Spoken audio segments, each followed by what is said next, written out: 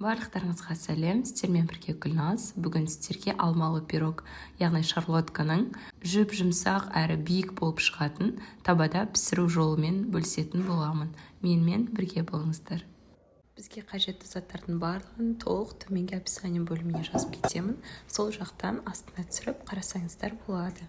Алдымен шұңғыл ыдысымызға 3 жұмыртқамыз жарып, үстіне қантымызды қосып, миксердің көмегімен ақ пенка болғанша, яғни массамыз 2 есе ұлғайғанша миксерлейтін боламыз.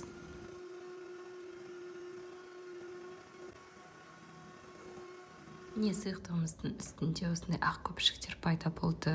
Енді оның үстіне жылы сүтімізді құйып, ұнымызды міндетті түрде електен өткізіп саламыз, және де қопсытқышымызды салып, барлығын жақсы етіп араластырамыз. Алдымен ұнымызды миксерлемес бұрын барлығын осылай былғап аламыз. Ұнымыз сонда жан-жаққа шашырамайтын болады. Содан кейін барып, барлығын біркелкі масса жасаймыз.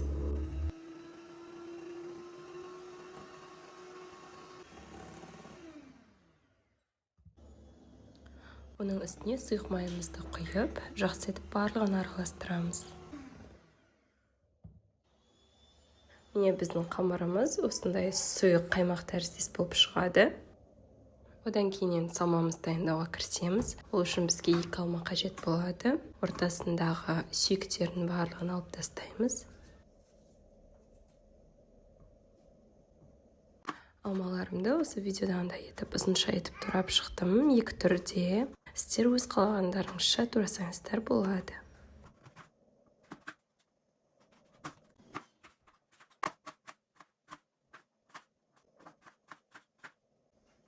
Ұсақтап тураған алмаларымды қамырыма салып жібердім, ал ұзынша турағандарды бетіне қоятын боламын.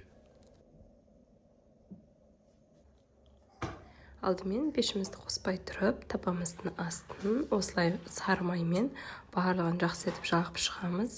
Одан кейін ұзынша туралған алмаларымның барлығын салып шықтым. Одан кейін табамыздың астын жағып, үстіне қамырымыздың барлығын саламыз. Қақпағын жауып, баяу отта бетінде көпіршіктер пайда болғанша пісіретін боламыз. Міне біздің пирогымыздың бетінде осындай көпіршіктер пайда болды. Енді пирогымыздың арғы жағына аударуымыз керек. Мен видеодағындай етіп аударып алдым. Пирогымыздың арғы жағына ауыстырған кезде жаймен теп, асықпай салғандарыңыз дұрыс болады. Сонда пирогтарыңыздың жандары сынып кетпейді.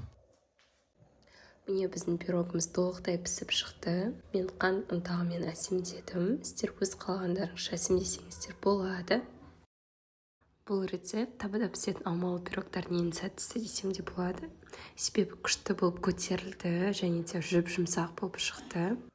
Егер сіздерге менің рецептім ұнаса, міндетті түрде жасап көріңіздер, және де каналға тіркеліп, пікірлеріңізбен бөлісіп, лайк басуды ұмытпаңыздар. Барлықтарыңызға ас болсын.